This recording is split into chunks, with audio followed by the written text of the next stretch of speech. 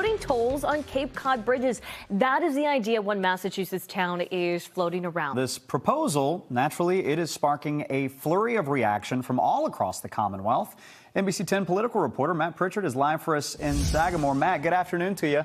Explain this one to us. What brought this idea up in the first place? Well, Colton, Priscilla, environmental issues and summer tourism really are at the heart of this, as some officials in Mashpee try and create a Cape-focused revenue stream. An idea that's been raised before. $2 a vehicle, I don't think it's going to make you or break you. Surfacing yet again.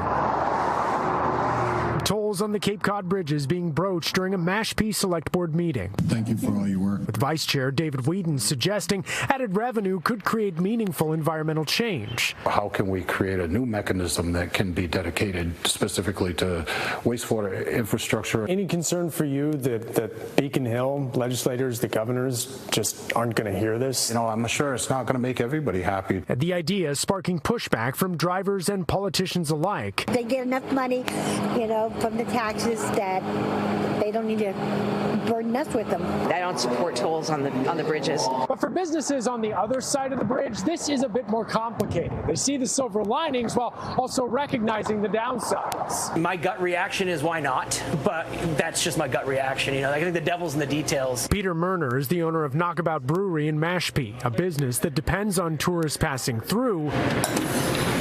Now, Peter is fairly sure those customers would still come across. Yeah, there's always a worry of how additional expense is going to affect people, you know, so I think that it would really depend on, you know, timing.